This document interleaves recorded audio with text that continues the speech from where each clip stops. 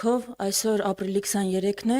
եւ ինչպես ամեն տարի վերջին 25 տարիներին առնվազն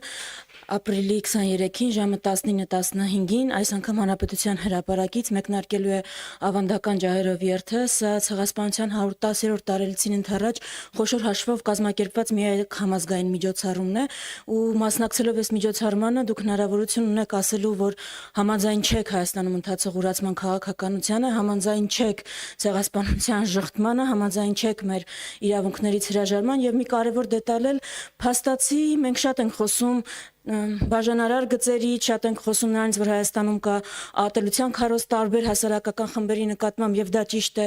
բայց փաստացի այս միջոցառումը եզակի միջոցառումներից է, որ միավորում է ամենատարբեր հայացքներ ունեցող մարդկանց, միավորում է ամենատարբեր անգամ քաղաքական հայացքներ ունեցող մարդկանց եւ բոլորը հազարավոր հայեր հավաքվում են Հանրապետության հրապարակում, քայլում են դեպի Ծիծեռնակաբերդ, ունենալով մի առանցք, որ մենք ցեղասպանված ժողովրդի ժառանգներն ենք եւ մենք պիտի հիշենք, սովորենք մեր դասերը անցյալից, որպեսզի դա թույլ չտան կրկնել։ Դրա համար այս տարի հատկապես այն ֆոնին, երբ ուրիշ որևէ միջոցառում չի կազմակերպվել, ջահերով երթի մասնակցությունը դառնում է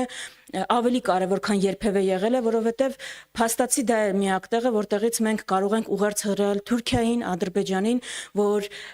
ի պատասխան ձեր վարվող քաղաքականության, ինչքան էլ դուք պայմանավորվեք մեր իշխանությունների հետ, Հայաստանի հասարակությունը այդ պայմանավորվածությունների հետ հաշտ չի։ Այս ուղերձ հղելու տեղը այսօր Հանրապետության հրապարակն է 19:15-ին։ Շնորհակալություն, հիմա եթե հարցեր կան, որևէ թեմայով սիրով պատասխանեմ։ Շատ լավ։ Հարգելի լրագրողներ, սկզբում խնդրում եմ մեկական հարց կտակ։ Խնդրեմ 24 News։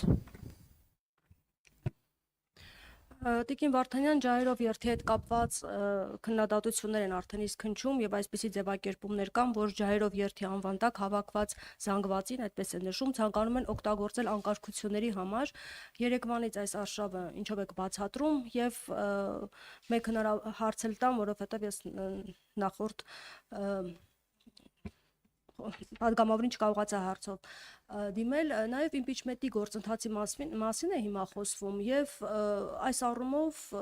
պատիվ ունեմ խմբակցությունը կոնկրետ առաջարկով է հանդես գալի, արդյոք այս հարցը քննարկել եք խմբակցությունում թե ոչ եւ ինչ խնդիր կա, որ համաձայնության չեք գալիս այս հարցի վերաբերյալ։ Շնորհակալություն։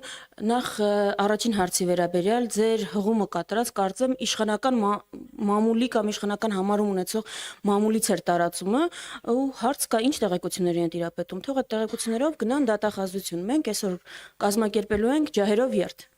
Քայլելու ենք դեպի Ծիծեռնակաբերդ ուղերձ հղելու Թուրքիային, Ադրբեջանին ու իրենց հետ պայմանավորվածության եկած Հայաստանի իշխանություններին։ Ես հարց ունեմ. ջահերով երթը ինչու է այսպես թիրախավորվում։ Դա մաքուր հիշատակի պահանջատիրության միջոցառում է։ Ո՞րն է իմաստը ջահերով երթի թիրախավորելու ու դրա նկատմամբ հակակարողություն անելու։ Կարող են պայմանավորվածությունները, որ ձեռք են բերվել եւ Ադրբեջանի եւ Թուրքիայի հետ։ Իսկ կարող է դա խոչընդոտում օրինակ են պայմանավորվածությանը, ըստ որի սահմանադրությունից պիտի հեռացվի անկախության հռչակագիրը նախաբանից։ Մենք միշտ այս կոնտեքստում խոսում ենք, այս կետի մասին խոսում ենք այն կոնտեքստում, որ դրա պահանջը Ադրբեջանից, որովհետեւ այնտեղ կա Արցախի ինքնորոշման իրավունքին հղում, բայց մոռանում ենք, որ անկախության հռչակագրում կա նաեւ կետ, որտեղ ասում են, որ Հայաստանի Հանրապետությունը պետք է սատար կանգնի միջազգային ճանաչման գործընթացին հայոց ցեղասպանությամբ։ Դա միշտ խնդիր ա եղել Թուրքիայի համար։ Այսինքն այս պահանջի կատարումը նաև Թուրքիայի պահանջն է։ Հիմա այս կոնտեքստում բնականաբար ջահերով երթը պիտի թիրախավորվեր, որովհետև հակառակ ուղերձ հղող միջոցառում է։ Ես այս կոնտեքստում եմ տեսնում այդ մեղադրանքները։ Այդ մեղադրանքները եղել են բոլոր ցույցերի ընթացքում, ամեն անգամ այդ մեղադրանքները հասարակությանը վախեցնելու համար